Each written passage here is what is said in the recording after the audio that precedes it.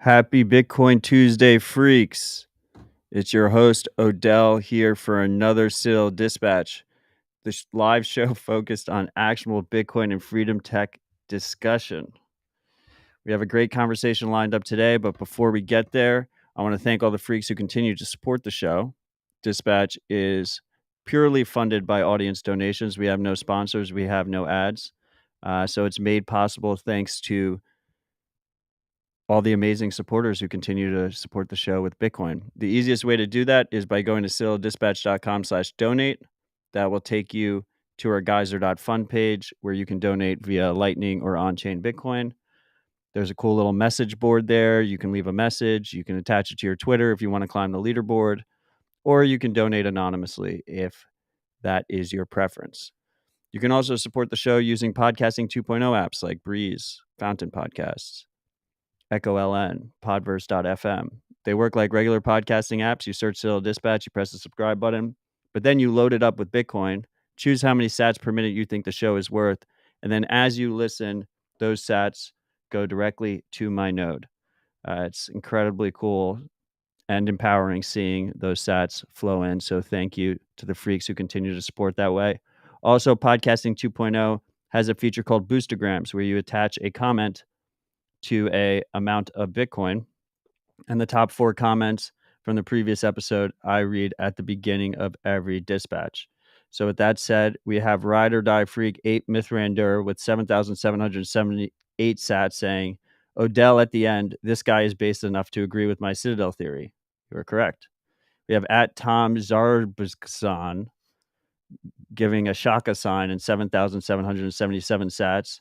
We have at Faded Flage with 6,789 sats saying, love you as well, sir. Then we have at Kepford with 2,000 sats saying, hey, Matt, how's that top G life going? Stay humble, stack sats. That was fake news. Appreciate all the support, freaks.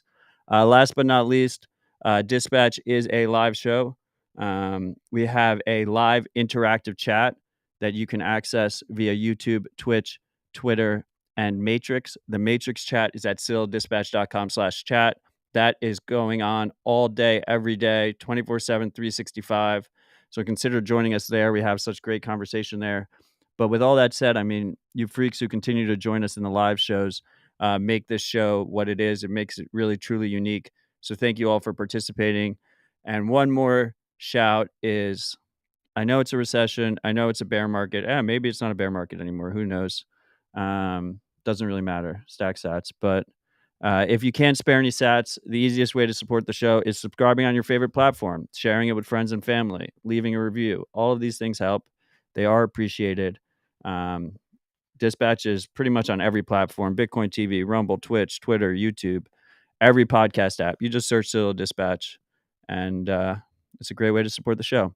With all that said, we have a wonderful Tuesday morning here in Nashville at Bitcoin Park. I have my good friend who's in town, so we had to sit down for this wonderful coffee morning rip. We have David Bailey here, CEO of Bitcoin Magazine. How's it going, David? What's up, Matt? Thanks for having me on. It's a pleasure. This is my first podcast I've done in like a year. So, you know, I was supposed to do some podcasts last week. I canceled because I was sick. So thank you for, being my first. Well, I didn't know that. I almost got rugged prematurely there. I'm glad. I'm not glad you got sick, but it's an honor to have you on Dispatch. I mean, before we get started, one thing that I kind of forgot to mention in the pre-show, David kind of convinced me to move to Nashville. And then about 2 weeks after I moved here with my lovely wife, he then left Nashville and moved to Puerto Rico. Yeah, that was the real rug.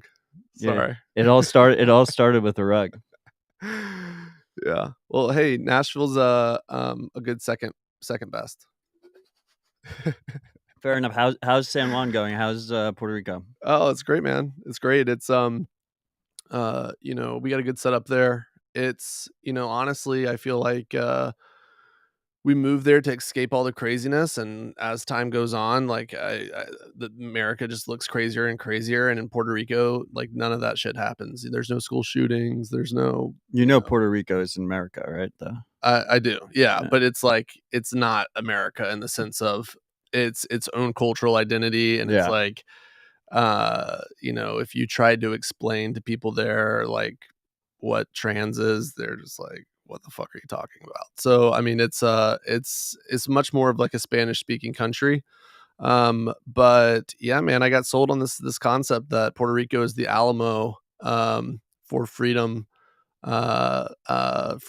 Bitcoiners, and that we can build our own nation there. So that's what we're doing, and it's a lot of fun. It's like playing, Sim City, except it's real. And now you have, like, fruit trees in your Oh backyard. yeah, I'm like becoming a farmer. I have chickens. I got bananas, papayas. I have star fruit, grapefruit, oranges.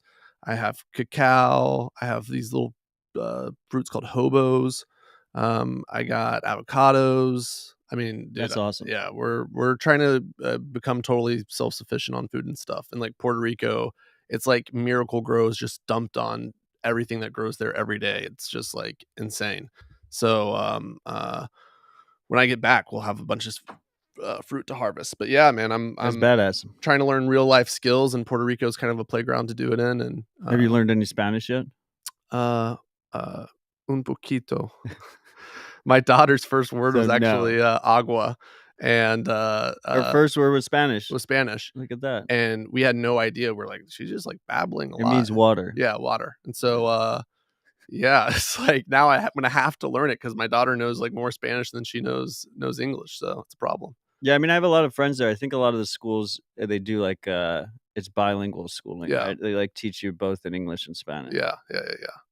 And when you get like bullied on the playground, you got to be able to like come back with your Spanish comebacks. So it's like do or die. You got to It's learn. true. Yeah, Well, that's awesome. I look forward to visiting you all over there. I mean, you went there with a decent crew too. yeah. Um, Just getting started though. When Nashville goes woke, we'll have I was Puerto Rico yeah, nice and we'll ready see for you, when that happens. I wouldn't bet on it. step by step. How the flight's pretty easy too, right? Yeah, yeah. And I mean, and also one side benefit, you pay no taxes. Right. So if you have an ethical issue with Well, no cap gains, right? That's the big advantage. no gains, 4% corporate income tax, no dividend tax, and no interest tax. So what people do, like what some of the people at our company do, they set up companies in Puerto Rico. They provide consulting services to our business. Right. We pay the salary to their company. They pay a 4% tax on that money, and then they dividend the money, the profits to themselves at a 0% tax rate. So So you don't pay federal income tax in that no, you situation don't even either? have to file anything with the IRS. You don't even have to tell them you're alive. Wow. And then there's also something that well, first of all, I mean, the cap gains thing would be nice if anyone had any gains this year.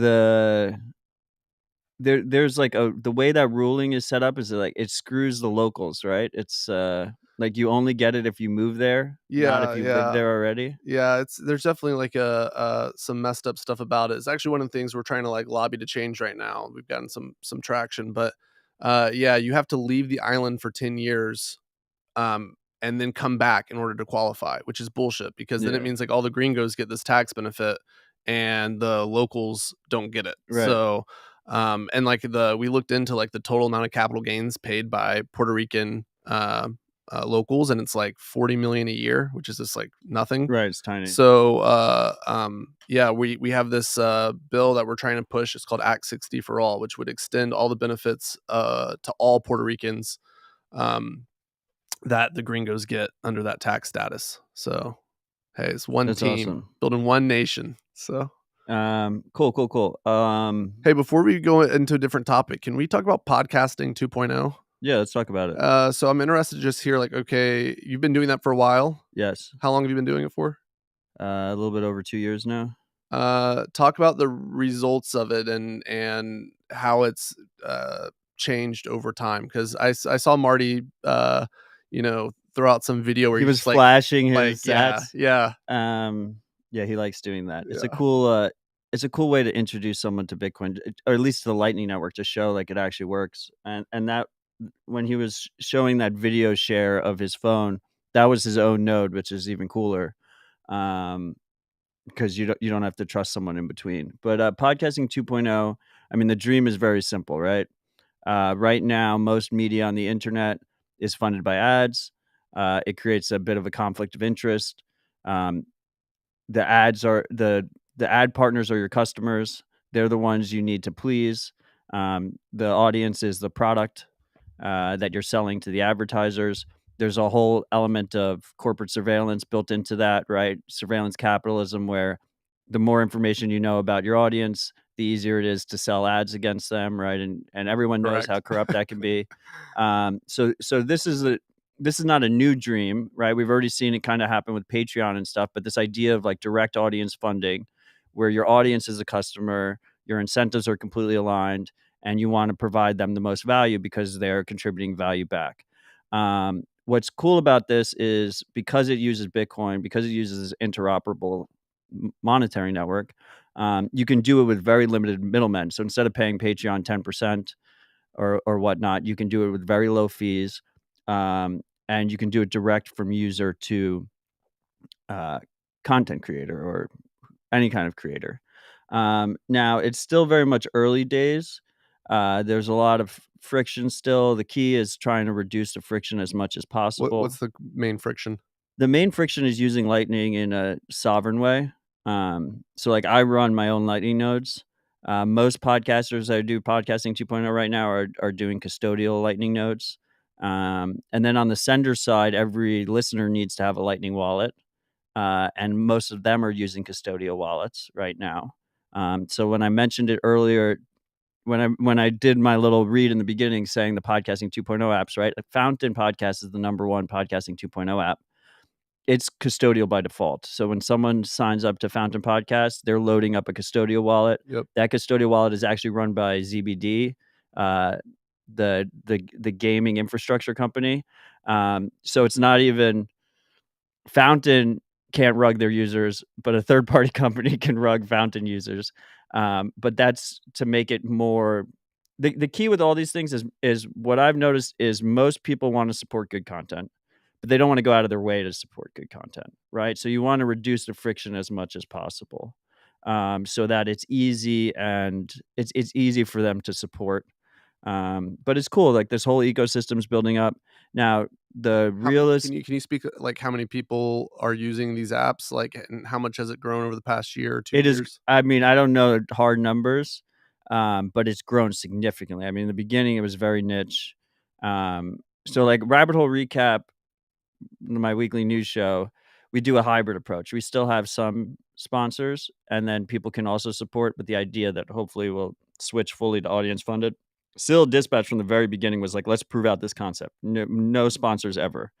And yeah, we have Mr. Robot in the comments saying if you go to newpodcastapps.com, you can see all the different podcasting 2.0 apps that exist. The A lot more people are using it, a lot more sats are flowing, but it's still this couldn't be my full-time job. Like it is not we haven't hit the threshold yet where like the revenue from sats is overtaking, ad revenue. Can you share what that number is? Like, what do you bring in per episode?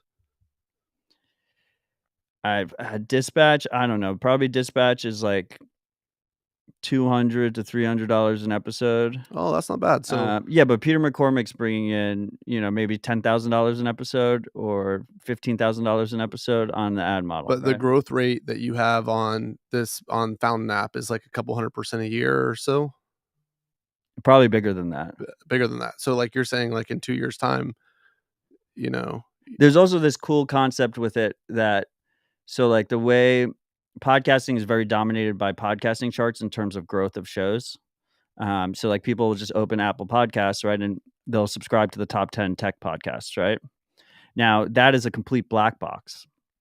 How does Apple decide who is in the top 10? How does some Apple decide if you're number 15 or number like 25 or number 35?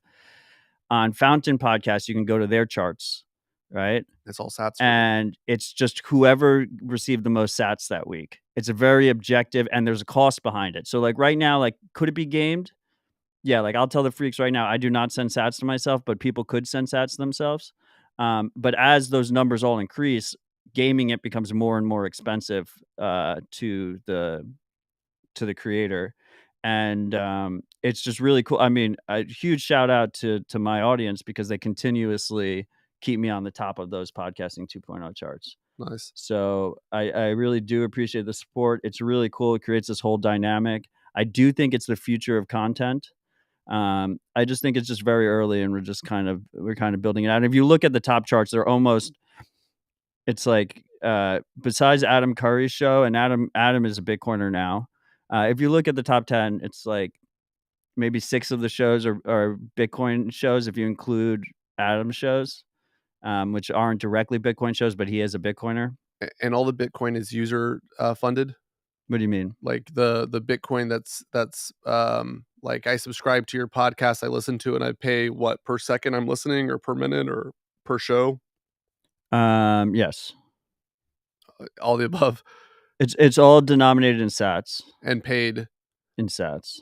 Okay, so and then There's 2 elements. You can set a sats per minute, got it. or you can send a flat amount, and that you can think of that as like a global comment messaging board where it's just ranked by who sends the most sats. And then the sats that I have on the platform, I bought those sats. Correct. Got it. Well, there's a whole nother element where, I mean, if we want to just go a little bit deeper, there's a whole other element where Fountain actually is paying out sats to people who listen as like a sats back to try and juice the whole system. Yeah. But that is not, I would call that separate from Podcasting 2.0. That's a Fountain podcast growth strategy. And if you had to take a guess at like the number of people broadly using this app, like, or how many sats are flowing across like the top 10 shows, can you see that?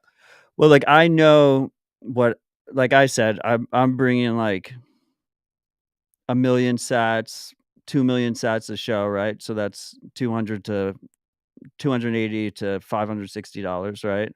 And Dispatch is routinely in top 3 Got it. Podcasting 2.0. So like I have insight into it to a degree because I know what I make and I know I'm at the top of the charts. But the cool part about this is there's no centralized company that can really, like, Lightning privacy has a lot to do better, right? There's a lot of room for improvement there.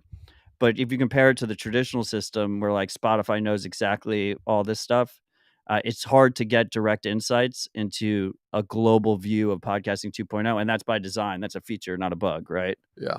Because you don't have middlemen everywhere that are able to see it. Now, Right. maybe Fountain, out of all companies, probably could figure it out the most and extrapolate from there, just because they're probably like 60% of Podcasting 2.0 right now is run through Fountain. And a lot of podcasters, they made it really easy for like the Peter McCormicks of the world to onboard onto Podcasting 2.0. You can just download the app. You basically link your RSS feed that you already have for podcasting, and they set you up with a Custodial wallet, and they set up that whole thing. And so that's all running through Custodian. So they can obviously see all those transactions. Cool. Right? We need to clone that for the Bitcoin Magazine app. That's why I'm asking, because it's it seems like I've seen growth on those platforms. I need to download and check it out. But and it's interesting for a media company. I mean, like for us to be able to monetize that way. But the Bitcoin Magazine app, where we pay people now, we're paying people to read content, which is kind of like what Fountain's doing. Exactly. It doesn't go to the end content creator yet, but we've gotten that up to, I think we're at like 23,000 unique monthly or daily, I don't know, monthly or daily active users, and it's growing at like 10 to 15% month over month. So I feel like there's more and more of this, the microtransaction driven content. It's interesting. It's interesting because there's 2 different philosophies about this, and I disagree with my co-host on Rabbit Hole Recap, Marty, a lot on this. So Marty thinks, not to put words in his mouth, but I will put words in his mouth. Marty thinks that Bitcoin enables way less friction on paywall content. And he thinks, you provide some content for free, but then you also put content behind a paywall. A little QR code pops up, you pay 10 cents or whatever, and then you're actually able to view the content. And then value for value is this idea that you provide it to the world for free. Anyone can listen to this show for free. They can even torrent it. I provide all the shows out for torrent. And then ideally, I hope that some people find value and they support, and maybe there's like 10% or like the ride or die audience that actually supports all the content. And it should be interesting to see how that plays out. You know, does the paywall method work better? Does the value for value method work better? And I think the value for value method is the one that wins, because I think just information wants to be free. And you know, part of why I was willing to do this with Dispatch is because I think the open source movement is hope. I think the open source movement is what breaks us out of all these chains, that breaks us out of like these corrupt institutions, including Bitcoin. Bitcoin as a subset of the open source movement, right? And part of what we do at the conferences is trying to highlight open source contributors. That's one of my main focuses at Bitcoin Magazine, and providing them free tickets and doing all that. And I see firsthand that most of them are just working out in the open, contributing their time, their energy, their efforts, with the hope that someone will appreciate it and they will get supported in the future, right? And I think there's a correlation there. There's a comparison there between good content. And it could be part of that whole same kind of movement, this movement to like more open, free society. Interesting. And maybe it's just an interoperable native digital money that doesn't require permission was the final piece that was needed to kind of juice the whole thing. Well, I definitely agree with you that it's distribution is the most valuable part. Content is going to zero. Yeah. Information is going to zero. It does want to be free. I tweeted about this the other day, but Chat GBT4 is just going to like change the game of flooding content out there, and you're gonna have a hard time charging for something when a robot created it for free. Well, there's thousands of hours of me saying every single word in the dictionary. So I do wonder what that timeline is before there starts to be like bootleg AI ODELL podcasts where I don't even have any control over endorsing shit coins. Yeah, I mean, I think that might be the least bad version of that. It's gonna be crazy. It's gonna be fucking insane. Yeah. And on the written content side, I mean, I don't even know. Like that's like there's probably already writers that are at least half using ChatGPT to tailor their stuff. I'm telling our editorial team that we need to be integrating it like deeply into the business. I mean, my wife and I were playing with it the other day, and we got it, to write a children's book on Bitcoin and monetary history in the voice of like Dr. Seuss. I think I posted the what it spit out to us in the Slack general chat.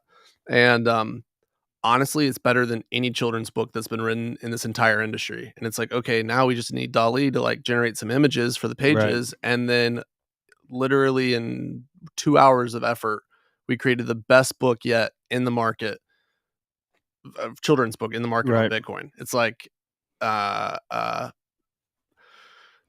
fundamentally, that's just like, that breaks how all the models work right now. I do wonder, and maybe it's I mean, you've been in Bitcoin longer than me, but I'm just like an old man in Bitcoin now. And I'm like a little bit raggedy around the edges. The AI stuff is interesting because it reminds me of Bitcoin in that there's definitely signal there. Like it's going to completely change the world, but seems like there's a lot of blockchain crap.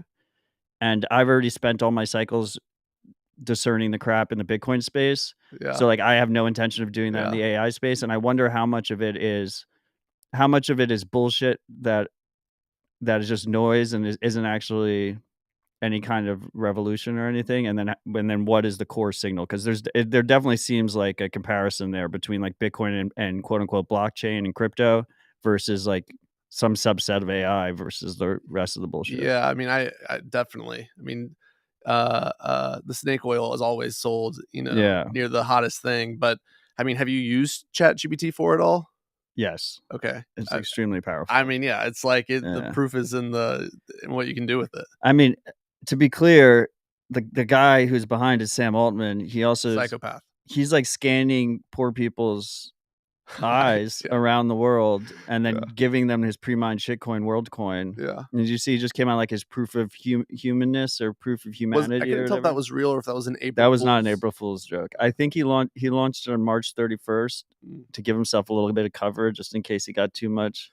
Dude, April 1st is the day to launch any product you're nervous about, because then if Exactly. it doesn't go well, you just renege. I don't know if you saw Ryan Selkis announce that he was running for Senate on April Fools and got like a ton of traction, and he was like, "That was an April Fool's joke, but now I'm actually thinking about it." Yeah, I don't know how much of an April Fool's joke that was. He's had aspirations for office for Yeah, since Mt. Gox went down, it feels like almost. yeah. But yeah, no, that's some the WorldCoin stuff. People don't realize it's happening right now. Everyone thinks it just died. Um, but that's some dystopian shit.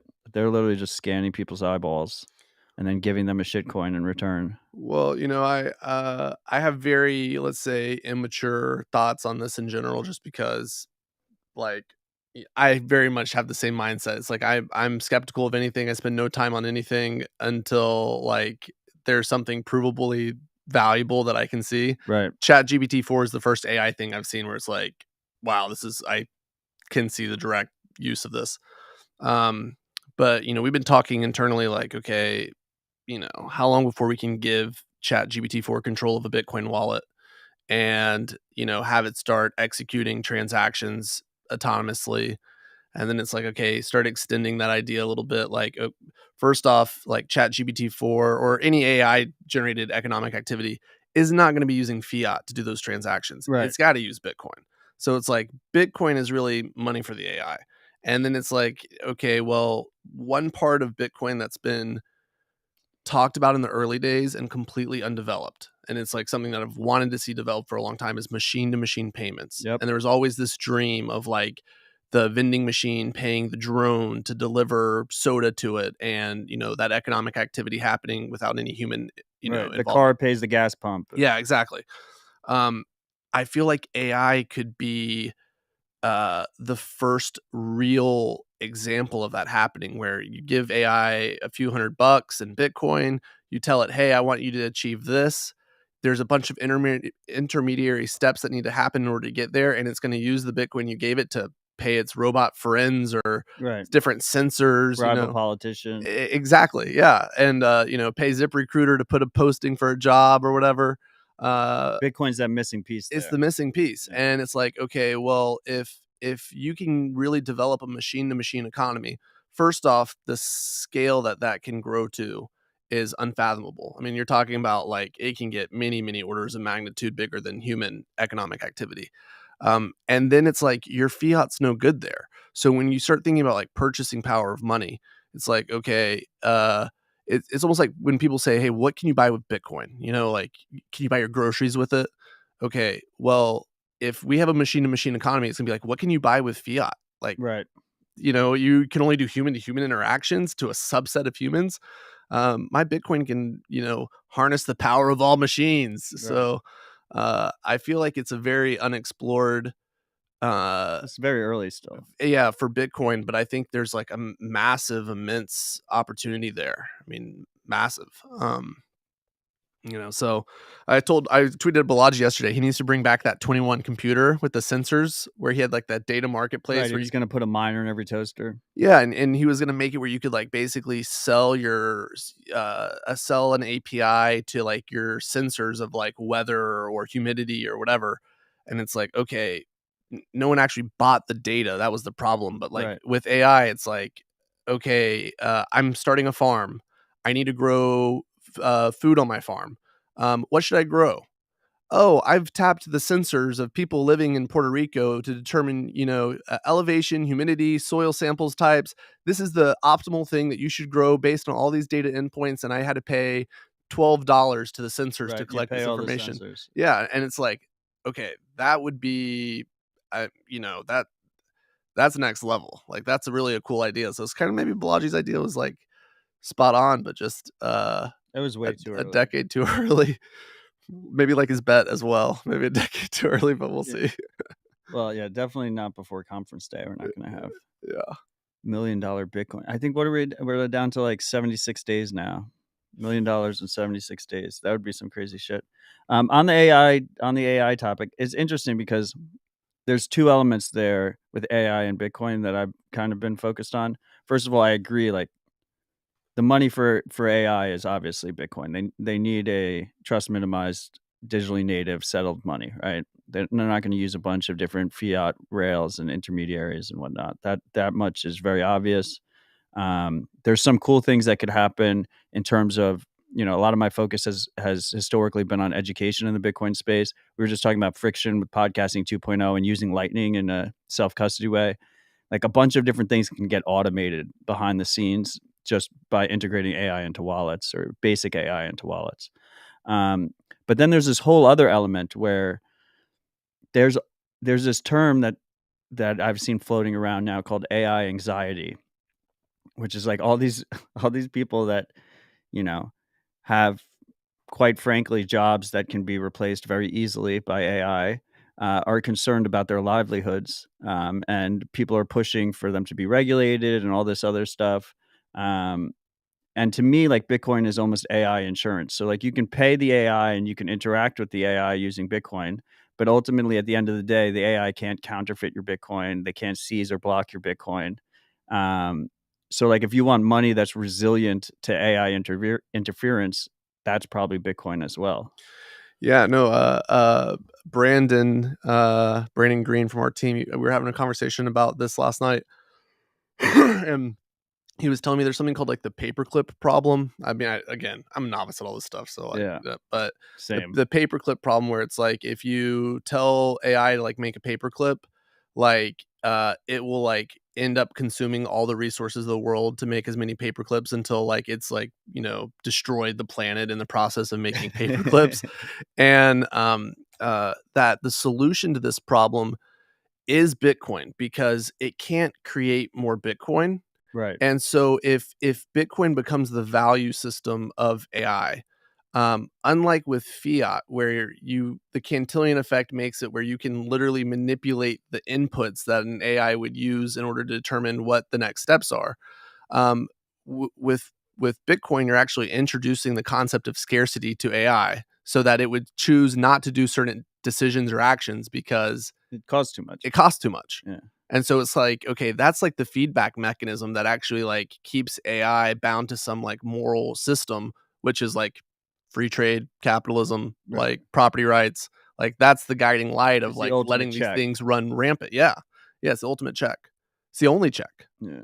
And I would say there's another element there too, where it's like we're seeing, and maybe this is just my open source bias, but we're seeing it's going to be at the forefront of people's minds very soon. This idea of closed software and like proprietary black boxes, like what is Chat GPT doing in the background? What does Sam Altman know that nobody else knows? Because if you control the primary AI Yeah. platforms, you have immense power. We've already seen like That's gonna be a problem. Chat GPT is like hard coded with certain political biases and stuff. So I think more important than ever is this idea of open protocols, open platforms. It would be nice to see some real strong competition there in terms of like open source AI. I don't know. Right. That's like I said, Open AI. which is not open at all. Yeah. No, I think It's just a naming. I definitely think that that's a major problem. I don't know how like that's gonna play out, but But maybe Bitcoin has something to do with that. Maybe it's like an open platform that can leverage Bitcoin and becomes more of a to the question of like people having anxiety about losing their trade, it's like how many open source developers are there in Bitcoin? I don't know, not enough. 10,000? Yeah, if that. Yeah. Okay, how many users are there in Bitcoin? There's about 120 that have applied for free tickets. Yeah, there you go. And then like how many users of Bitcoin are there? 50 million? Yeah, that's probably maybe a user of Bitcoin is someone who holds their own keys, in my opinion. Yeah, that then way less than 50 Yeah. million. But like, okay, how many of those people would be open source developers if they could be, if they had the skill set or the talent set? Right. And so like that's the power of AI is like not people losing their trade because of it's redundant. It's actually people gaining new trades that they never would have had the ability or to contribute to. And now all of a sudden you could have 1 million open source contributors because they're able to deploy the right prompts. They're able to like come up with the right creative ideas Right. to contribute in some way, even if they don't have the technical skill themselves. No, yeah, I mean, people are just gonna have to adapt as always, right? Yeah. Good. It's like the Industrial Revolution. Yeah. Or Fuck laziness. there you Yeah. go. You gotta stay on your toes. Well, as I said earlier, dispatches of the future will just be AI generated, so we'll figure it out. But in the meantime, try and accumulate as much Bitcoin as possible so you have optionality. It's kind of the thesis I'm going on. Yeah. So I mean, we have some time constraints in our conversation here. I would like to talk while I have you. I would like to talk about how Barry Silbert owes billions of dollars to people. Yeah. You want to jump into that? Yeah. Where do you want to begin? I mean, I don't think, I mean, I've been doing some Twitter spaces, but I don't think I've talked about this on a podcast at all since it all went down. So do you want me to start at the beginning or do you want me to start at the end? Let's start at the beginning. I mean, I remember when I was first sounding the alarm, everyone was focused on CZ and Binance, and I started tweeting out that DCG was fucked, and people were calling me an alarmist and an idiot. And meanwhile, that was 150 days ago or something like that. Yeah. Yeah. It seems like they're still fucked. So. Yeah. No. So, basically, oh man, where to begin? I haven't practiced telling the story in in Well, a consolidated let's way, begin but with so Digital Currency Group is Barry Silbert's baby. yeah. They were the absolute titans in the Bitcoin and quote unquote crypto industry for years. His star product was GBTC, or is GBTC. It still exists Yep. now. And Yeah, so he has really 2 businesses. Well, he has a good portfolio of businesses, to be honest, because I think Foundry is a good company. I've heard good things. largest mining pool in the world. Yep, I've heard good things about Luno. What the But hell's Luno? it's a international exchange. It's like OTC or Yeah, it's like focused on. Well, no, it's like a, you know, uh, Bitstamp or Binance. really? Yeah, but it's like focused on international markets, which I think is cool to bring Bitcoin Okay. to those markets. So, but he like his 2 core businesses were Genesis, which was a trading desk and lending desk that every institution in the industry used, and then Grayscale, which was his trust product. And basically, he was in the business of taking different digital assets, bundling them together in these trusts, and then getting these trusts listed on the public markets, so that retail investors in their 401k or whatever could buy them. You could just buy them on Charles Schwab or whatever. Yeah, exactly. And so, I mean, he really pioneered that method. It was kind of a backdoor method to allowing people to buy Bitcoin in their brokerage accounts or whatever. Um, and it started with Bitcoin, but then it expanded to a whole host of shitcoins. So many shitcoins. And honestly, if you go through the list and read like what it is like some of these are like you could just know like Live Peer or some shit like that, or Horizon, and it's like what backroom deal got done where like They got a bunch of Horizon. pre-mine and then they made it happen. Yeah. So it's like if the SEC is listening to this, if you want a cookie trail to go follow, just look at all the shitcoin trusts and then find the documentation for how those things got created. But anyway, so yeah, he created these vehicles, and the Bitcoin Trust specifically became the biggest holding of Bitcoin in the world. So it has about 3% of the world's Bitcoin in it, 630,000 Bitcoins right now. And he charges a fee, a pretty high fee. Wasn't that high when it got started. I mean, because it was a new product, but now that it's a commoditized solution, he charges 2% of the NAV per year. And so collectively across these assets, he has maybe $20 billion at today's prices of different crypto in these trusts, and he's taking 2% or more, 2.5% on some of them off the top. It's kind of like a model you can't believe you could lose with because Pure cash cow. it's just a pure cash cow. But somehow, incredibly, that wasn't enough. And so Barry was like, how do we take this up a notch? And that's where Genesis, his lending desk, comes in, where they were using other people's money, because Genesis, you deposited your crypto there to earn yield, your Bitcoin there to earn yield. So he was using your Bitcoin, your cash, to finance a whole host of interesting characters. You would lend him Bitcoin so then he could lend the Bitcoin out. Yeah, you deposit cash or Bitcoin with him, and he'd offer you 4% or whatever. And then he'd turn around and do a trade with, the great folks at Alameda, Right. or Celsius, or Three Three Arrows. Really just the best of the industry, you could say. And he would finance them taking that money, the other people's money, depositing into his trust, which it can never leave from, and then letting them use the shares that were generated from depositing the money into the trust as collateral to borrow more money to put into the trust. And so it was kind of this flywheel where basically just sucking money out of Genesis and piling it into Grayscale, knowing that, and he makes double dips, gets the fees off of that. Correct. And he knows that once it goes into Grayscale, there's no way for it to come out. Right. So this is how he was able to run up this massive, because it's not a proper ETF, so yeah, it's almost a one-way street in. So I'll explain that real quick. So it's a closed-end fund, which basically means that there's a process of creating and redeeming shares in the trust. But you actually have to go through a redemption process. It's a limited number of people who can actually go through that redemption process.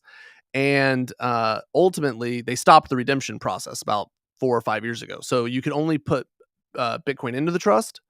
You can't take it out. Why did they stop the redemption process? Because they aren't allowed to be an ETF. They Right. didn't get ETF approval. And so doing creation and redemption is basically an ETF. And the SEC made them pay like a $10,000 fine or something and stop redemptions. But the key thing is that it wasn't that they just can't do redemptions. It's that they can't do creations and redemptions at the same time. So if they want to just create new shares in the trust, which means you deposit Bitcoin, they create new shares and give them to you, and you can go and sell them on the secondary to other people, that's okay. Which was, for a while, it was a premium. Right? Yeah. Which is what people were doing. They were putting in Bitcoin, and then they were getting shares that were worth maybe 30% more or whatever. Yeah. So there was this arb trade going on. Right. And so, so they, you can do the creation, or if you're not doing creation of shares, you can do redemption, but you can only do one at a time. You can't do both. Okay. That's the key thing. So, while they were trading at a premium, that was fine because people just wanted to create shares and then dump them in the secondary market, and make that premium. And so a lot of people did that. A lot of funds, our fund did that. Right. And what our fund didn't do though was all of that activity actually being financed via Barry at Genesis. Right. So you just took your own money, put it in for the arb trade. Yeah, exactly. And you had to go through a process called seasoning as well. So it means that when you create the shares have to season for like at first it was 12 months, and then it became 6 months. And then after that period of time, you could sell the shares. So there's a lockup. There's a lockup, yeah, basically. So and then it flipped negative on all your asses while you were in the lockup. Correct. And what's also interesting is that for people who were doing this financing trade at Genesis, you were able to use the shares as collateral, even though they're supposed to be locked up and they're supposed to have to go through seasoning. Unseasoned shares could be used as if they were seasoned at Genesis to get instant liquidity. Yeah, get instant liquidity, which is then creates this what was the word they used? This cycle trade. I was talking to one regulator. I was explaining to him like this, we called it the cycle trade, and he was like, cycle trade. He's like, we have a term that we use in regulation for that type of trade. We call it a Ponzi scheme. I was gonna say. I was like, oh, okay. But so anyway, so this is all fine and dandy while this is trading at a premium. When it flips to a discount, all these people that levered up to do that trade, they all blow up. So Alameda blows up, Three Arrows blows up, et cetera, et cetera. Well, when they blow up, it means that they can't pay back the money that they borrowed from Barry. So when they can't pay back the money they borrowed from Barry, it wasn't Barry's money, it was the depositors at Genesis's money. It means they couldn't pay back those users.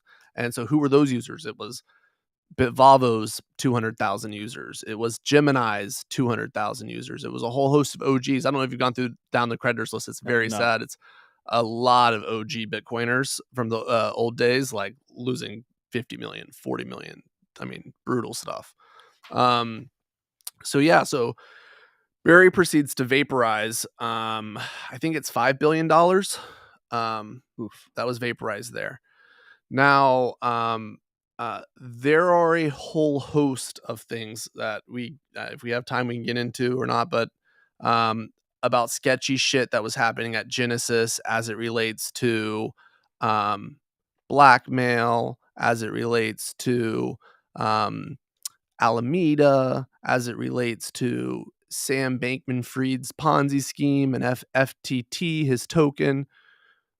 Maybe we save that for later. They did some loans with FTT as collateral. Billions of dollars in loans, billions, bribes being paid, all sorts of sketchy shit. So, but just to stay focused on the topic, so Grayscale trading at a 30% premium. Well, now as all these firms blow up and these shares that they were holding have to be liquidated, the 30% premium, it becomes a 50% discount. So, for simplicity's sake, we'll use today's prices, but $20 billion in assets and the underlying assets that are sitting in these trusts are trading for $10 billion. Right. So, yeah, that's fucking bullshit. That's Right. bullshit. And a lot of people were frustrated about it before they knew about all this financing stuff. But then when it came out that, the reason why it's trading at a discount is because Barry was, running effectively a Ponzi scheme at Genesis, and it's really, his malfeasance that caused this. A lot of people got like more than just, frustrated, and they got pissed. And so my part of this journey here began when I fucking made some tweets complaining about this and pointing out that it seems like what they were doing has a lot of similarities to what Sam was doing at FTX. Right. And I started getting flooded with messages, emails, etc. And so we threw up a little website called redeemgbtc.com so that we could just like systematize people reaching out to us. Right. And over 3,000 investors representing roughly 35% of all the GBTC shares reached out through that site. And dude, the horror stories that we heard from people, just disgusting. I mean, we got one comment from a guy who said he put his entire 401k in this thing when it was trading at a 30% discount or 30% premium, and now it's trading at a 50% discount. So he's down, over 80%. That's brutal. And he's having to go back and get a new job because he doesn't have enough money to survive. People, I mean, just brutal stuff. And this product, I think, hit worse because like the people buying this, they weren't buying, these aren't degens on FTX buying a shit coin that they're pumping and dumping. These are like old people in their 401ks on Fidelity and on Charles Schwab buying this, and like from the grown up responsible. Right. You remember the ads? It was supposed to be like the safe way to invest. Yeah.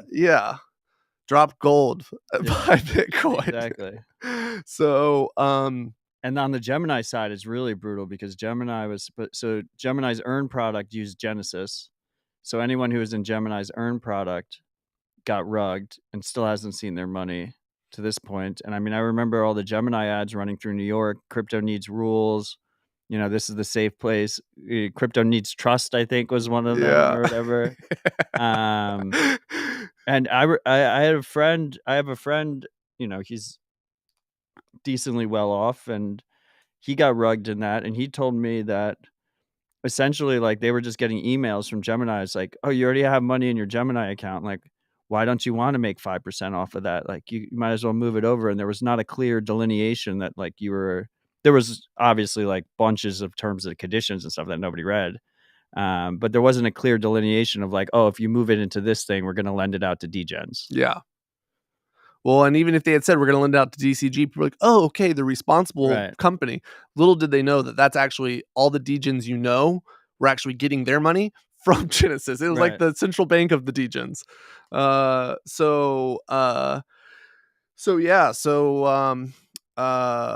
a lot of people have been wrecked. GBTC has about 850,000 shareholders. So, between Genesis shit. and GBTC, this doesn't even include like ETH and the other trust products. I mean, you're talking about almost 2 million people that have been, basically wiped out on their investment here, which based on what I've heard is relatively on the same scale as FTX in terms of users affected, and bigger than FTX in terms of dollars lost. If you combine the two, I mean, almost twice as big as FTX. So, kind of staggering to It was put. like $3 billion, $4 billion or something. Well, I think 8 billion was lost at FTX, but they lost 5 billion at Genesis, but they were down 10 billion at GBTC alone. So, wow. So in terms of the discount, so this is the state of the situation. And then they collect fees based on the total value. So not the discount. That's another fucked up part about this. Is so like dude, this has been this whole year has been a lesson in like, and they could just lower their fees like super easy if they wanted to be a little bit ethical about it, right? They could redeem people out of the trust today if they wanted to. Okay. If they wanted to. Right. So, but this is their cash cow. It's like the only thing that makes money. Correct. Yeah. So the fees are calculated on NAV, which means that when it's trading at a 50% discount, your fees are actually closer to 4%. It's double. Yeah, it's double. And if let's say the situation devolved more and it went to a 75% discount, which there's no reason why that's impossible. Okay, now you're paying an 8% fee effectively. So like there's a death spiral situation here too, which is like, who in their right mind would buy this product when the effective fees are just like the only reason it's not trading at even larger discount is because everyone's kind of banking on him losing his battle and losing control of the trust and getting redeemed, right? Yes. It's like the opposite of faith in Barry. It's like lack of faith in Barry is propping up the so price. There's that piece, and then there's the piece of like they're claiming they're still trying to get an ETF approved. Right, they keep pretending. Yeah, so they because if an ETF gets approved theoretically, then it goes right back to NAV. Yeah, because then people can redeem out. Yeah. I find it very hard to believe that it will be approved when they're fucking suing the SEC right now. Yeah, like they're under criminal investigation. Like there's a DOJ investigation. Words like fraud and Ponzi are being thrown out there. The trust has been completely mismanaged. There are securities violations and security laws that were just disregarded by Barry at Genesis. And it's like, yeah, you're going to get the first ETF ahead of Fidelity. Not gonna happen. But so they're selling the dream though, and it's actually kind of ironic. This is some alpha I'll share here that is not out there publicly, but the ETF, if it was approved, would actually be disastrous for Barry, because if the ETF is approved, the fees on the trust are going to come from 2% on NAV down to, let's call it 50 basis points. So he's going to lose 0.5%. Yeah, 0.5%. So he's going to lose 75% of his fee income. And there's going to be redemptions out of the trust because this money's been locked up for so long. Yeah, so people are just ready to go to the exits. So his total AUM might fall by 30%. Why would the fees go lower? Should he be required to? Because there's other products that have the same mechanics and have fees that are substantially less. So like, why am I going to hold my Bitcoin at a 2% fee because of redemptions? Because redemptions open up, he has to compete on fees. Exactly. Yeah. Exactly. Like right now you're just like a prisoner. Right. So, but they locked you in there, so there's nothing you can do about it. Exactly. So so he needs that money in order to keep DCG from going bankrupt right now. So he needs you to think that an ETF is on the table while also not actually getting the ETF. Correct. I was actually, AKA he's just completely fucked. Let me think how to obscure this a little bit. I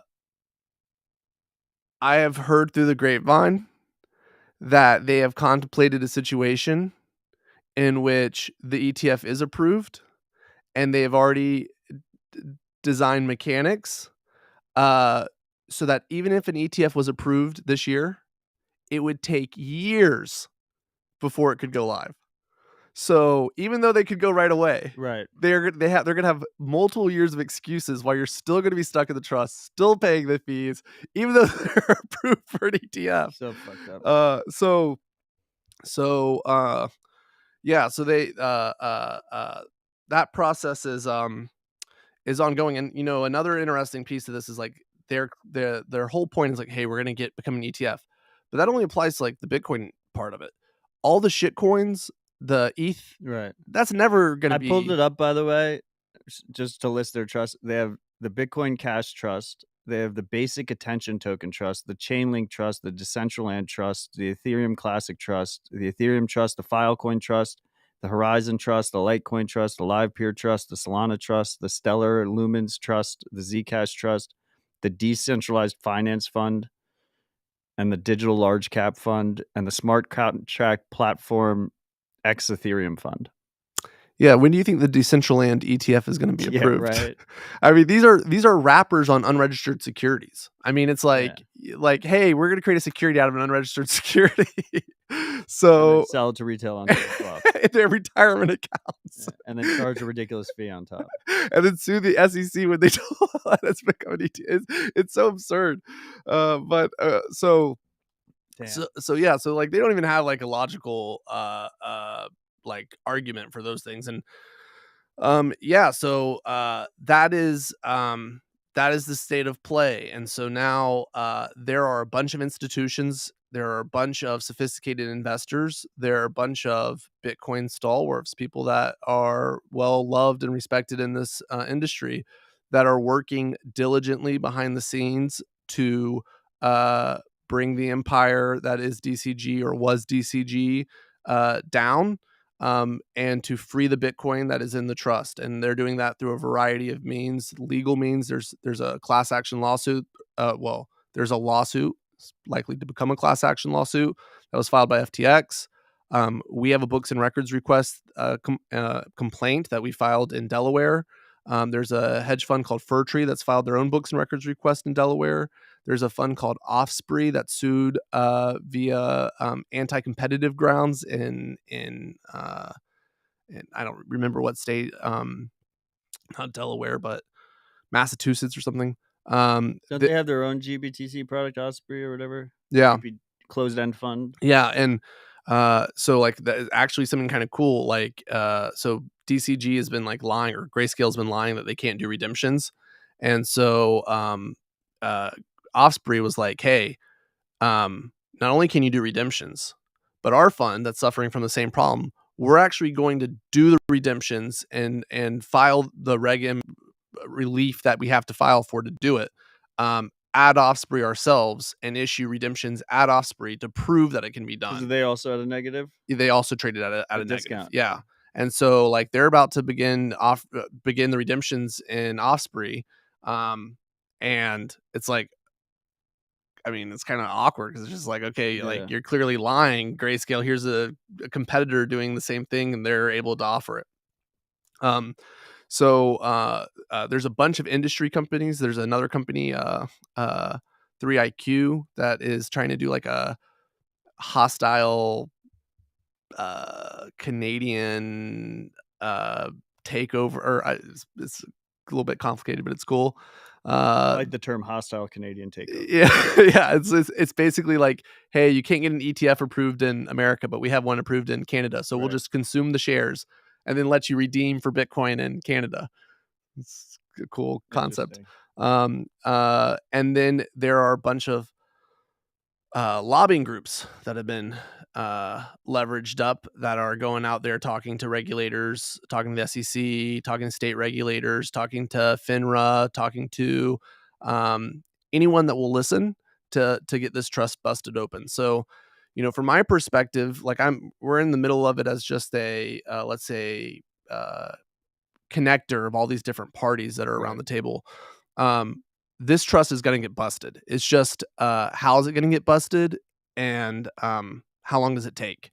And so Yeah, I'm spending about, I'd say, 50% of my time, a little bit less with the conference Wow. coming up, but on this, and it is honestly, when we're successful busting this trust, it's going to be the dopest thing I've ever been a part of in Bitcoin, other than the Bitcoin conference, which is fucking the dopest shit. But like this is the biggest activist shareholder campaign in history. It's the first activist shareholder campaign organized over Twitter in history.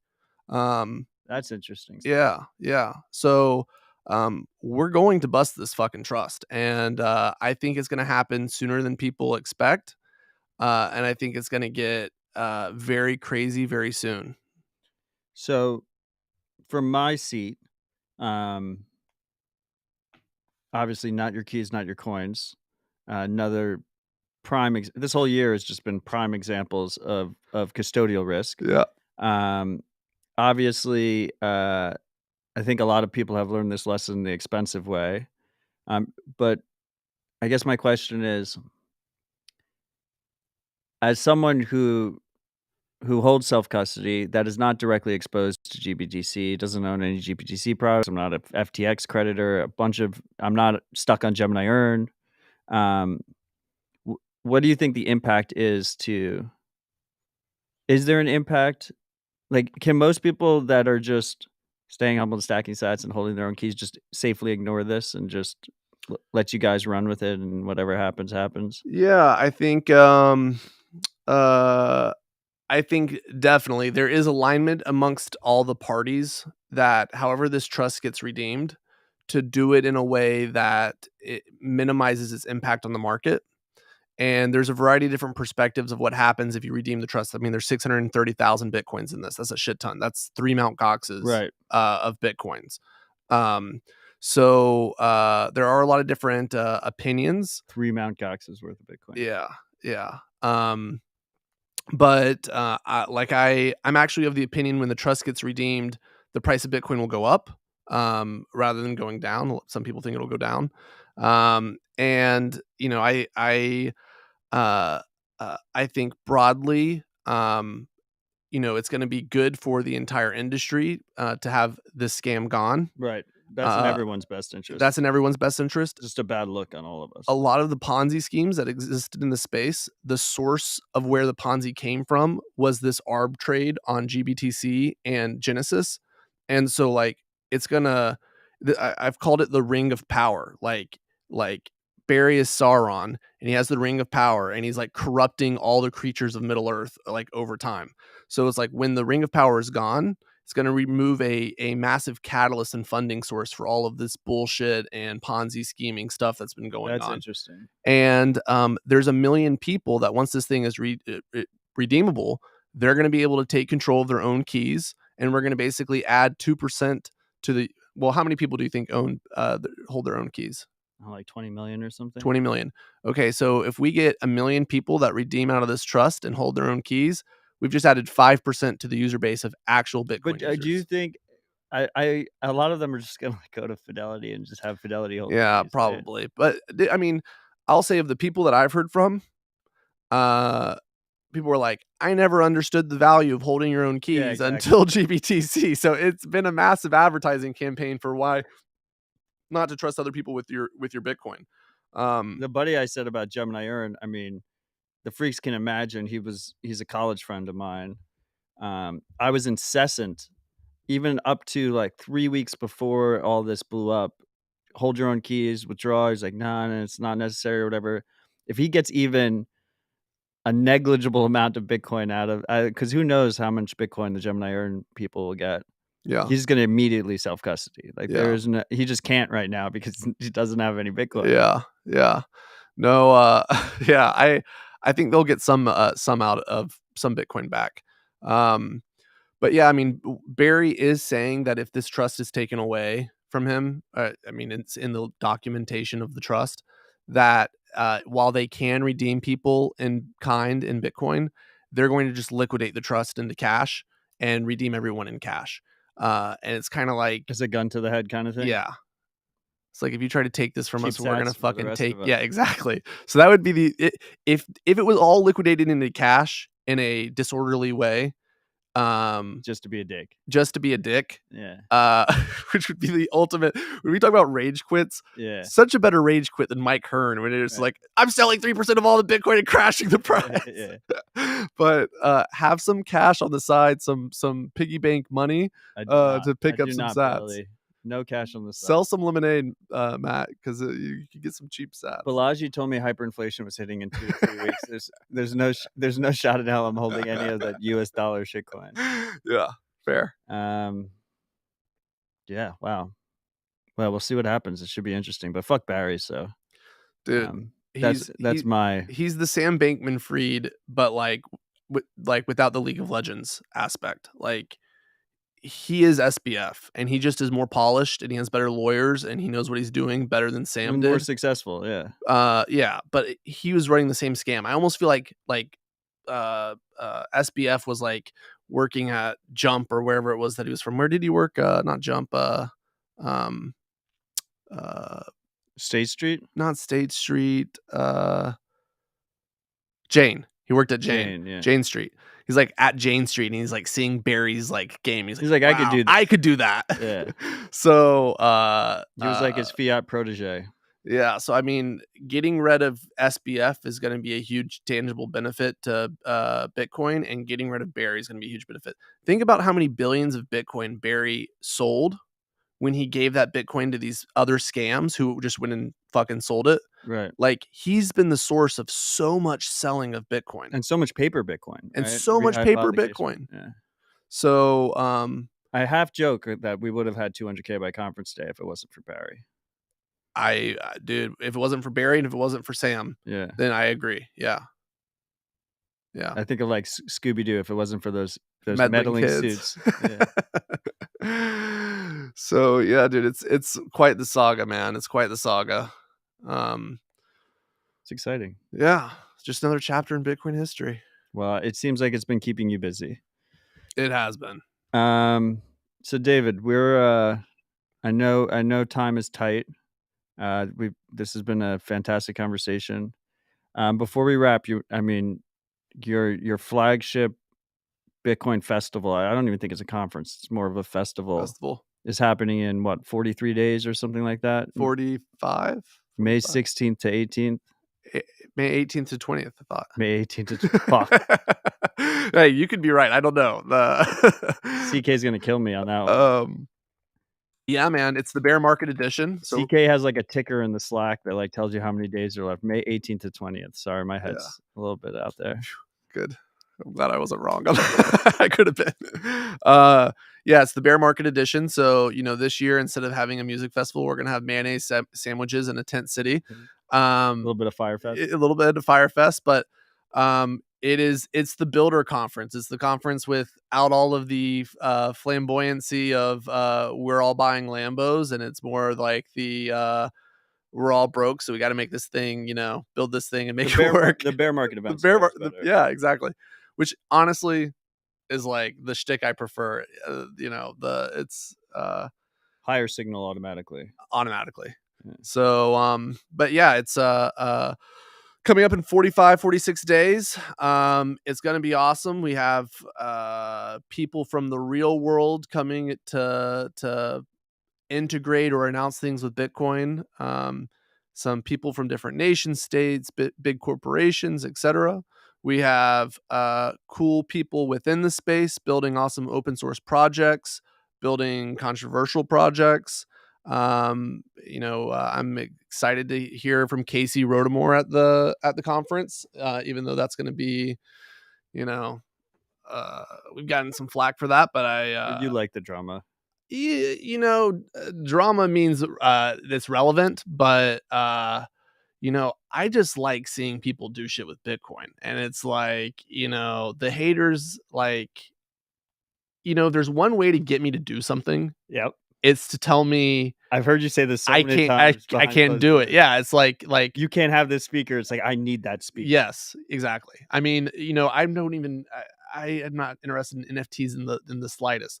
When people told me you can't have ordinals on Bitcoin, first fucking thing I did was get an ordinals wallet and figure out how to buy one of these things, just to be like, fuck you. Yeah, I can. So, Did you buy any rare sats? No, I've been trying to. You're an idiot. Why? Because rare sats are dumb. Yeah, the inscription side like makes sense to me to a degree. Like obviously, like Bitcoin chain is going to outlive all of us, right? So if you want to immortalize something, there's obviously Hieroglyphs. there's a value to do it on the Bitcoin chain. Yeah, but like one sat being worth 1 million sats, just I don't follow that. Yeah, That doesn't make that just sounds like craziness. Yeah, crazy. It just sounds like greater fool theory or whatever. It's just well, like, if someone wants to buy my sat for 1 million sats, like I'll sell it to you. Yeah. Okay. Sweet. Yeah. Do you have any rare sats? I have no idea. You should check. Every sat is a rare sat. That is true, but I want the rarest ones. No. You know, I do buy in. Like, okay, this is ordinals, etc. It's like just social convention or whatever. But the concept of there being like, yeah, it's not even enforced by the chain. It's just like a religion. You decide what is rare. Yeah, right. But the idea of there being like objectively rare events that happen in like block time is cool. Like the fact that like, okay, there's a halving that happens. If I could halving. Agree to disagree. Continue. The like that happens. If I could own the whole block that was mined. Well, we've already seen that pre-ordinals. Like I remember like Chinese mining pools would sell. Yeah. They would all compete to try and get that first block after. So imagine if you like owned that block and like the Bitcoin and the mining reward from that block. That'd be fucking dope. Yeah, but ordinals doesn't prove that. Like that's different than having, you know, the Coinbase or like wasn't it it was one of the Chinese pools. They were selling the gold coins. Yeah, that like BTC that China. was paid out of the Coinbase reward. So actually like the blocks, you know, the block reward of that block. Yeah. So you're saying that you think that's dope? I'm not saying it's dope. I'm saying there's validity to that, I think. Yeah. So like I wouldn't purchase that collector's item. I think every Bitcoiner, well, most Bitcoiners has some dark collectible past. You know, I have signed basketballs. I have, you know, my family got wrecked on Beanie Babies, you know, like all this shit. But like now sats are just I don't do any other collectible nonsense. It's just like I try and stack as many sats as possible. How many halvings are there? Halvings. Halvings? How many halvings? 16? It just keeps having forever. No, it ends at a certain point, like 2140.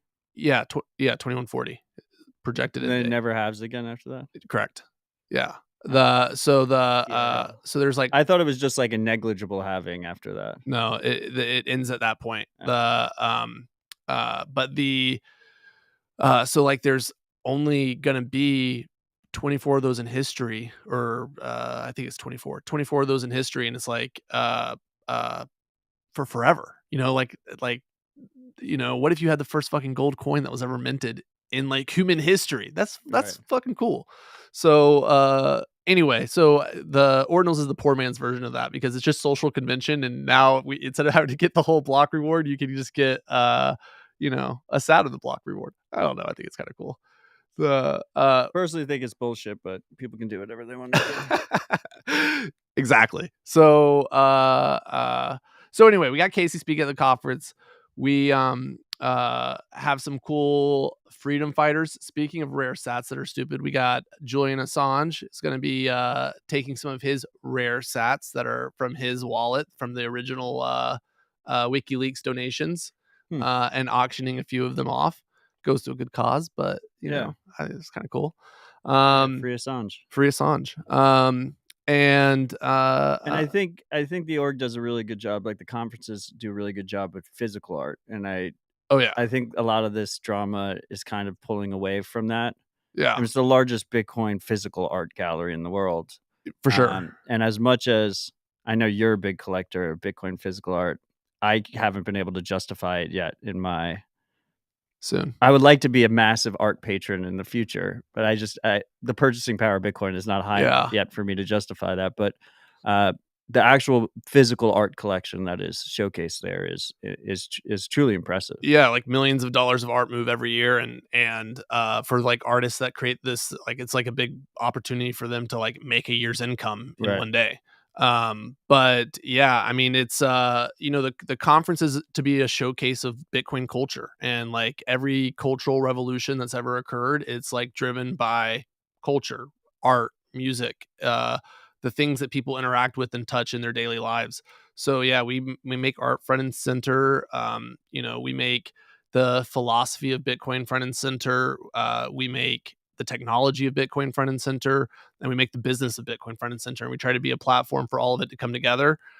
The parts that clash, they clash, but ultimately we want to make the dopest celebration of freedom on the planet. We want this to be like a pilgrimage where, like I've described it before as like Burning Man meets like South by Southwest meets like Money 2020. Like, we want to be uh, something absolutely unique that inspires people around the world to adopt and evangelize Bitcoin. So, uh, we got a cool show coming together for Miami. 45 days. There's going to be lots of May 18th announcements. to 20th. 18th to 20th.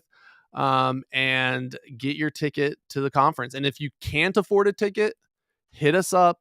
We have discounts basically for an infinite number of reasons, made up reasons. Like cost should not be a barrier to anyone to attend this conference. We just have to not go bankrupt in the process of putting it on. So that's why we charge what we charge. But if you can't afford a ticket, hit us up and we'll get you a discount code. And you had some close calls there with bankruptcy too, so Uh, you oh, mean it when you say it. oh, many. And I mean, to talk my own book, if you go to b.tc/conference/open source, if you're an open source contributor, you can apply there for a free ticket. So definitely consider that. Definitely for the open source crowd. Get your free ticket. I mean, it's like it's a no-brainer. We're at like, I think we've given away a little over 120 open source tickets, and CK says I'm a failure if I don't get to 200. So get to 200. The I think pitch day maybe just closed or it's about to close. We've had like 250 companies apply for pitch day. That's awesome. And so we're going to bring the best 20 to the conference and have them pitch to VCs. But dude, I mean, every year cool shit comes out of it. I think Swan came out of Bitcoin 2019. Zebedee came out of Bitcoin 2019. Albi, the Lightning extension. I mean, lots of companies come out of the conference. And dude, that's why we do it. It's like to bring together great minds, great investors, great technologists, and like build shit, create shit. That's the goal. Freaks, a lot of you give me shit for 200K by conference day, but before 200K by conference day existed, I told everyone to stack at the all-time high of $13,000, which was at Bitcoin 2019, and I had to live in that shadow for 2 years. I don't expect this time to be any different, and one day I'll get out of the shadow of the 200K. Pretty soon. People made fun of me for years after that Bitcoin 2019 event. That was a fun event. Dude, that event was on the roof of the parking garage. That was dope. That was the failed city of San Francisco. Yeah. Yep. I mean, in the shadow of Citibank or whatever. Yeah, there was a bank right yeah. next to it, right? I think I'll say this, like one of my goals for this conference when we started going back to Bitcoin 2019 was like we were just coming off the block wars and it was like, okay, let's bring the community. Which, by the way, fuck Barry again. Yeah. Oh yeah. The New York agreement. Wow. So it was like, let's bring back OG Bitcoiners and OG Bitcoin vibes and realign the community over the things that we agree on and like Nakamoto consensus and like put the past just like fucking who cares about it. Like, let's just focus on building what we need to build.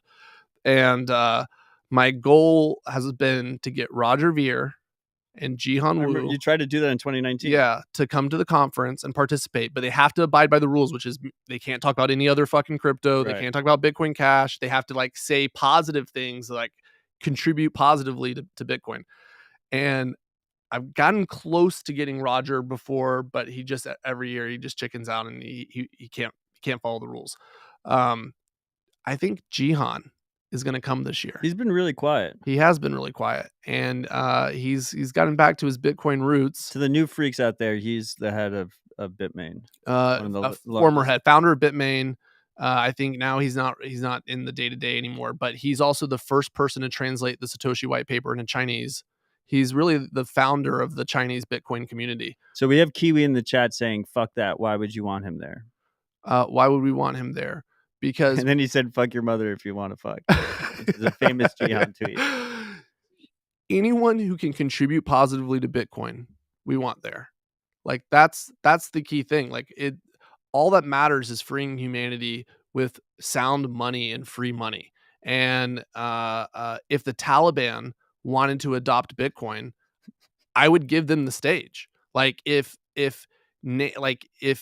anyone, I mean, honestly, there's no bones to pick. All that matters is that Bitcoin wins. And so my goal is that we could see Jihan come to the conference, return to his roots, and start a new Bitcoin company focused on Bitcoin Nakamoto consensus. Now, that's a controversial take, but I'm going to stand by it because that's the point of fucking Bitcoin. Bitcoin's for your enemies. Bitcoin's for all people. If you can contribute to it, come build it.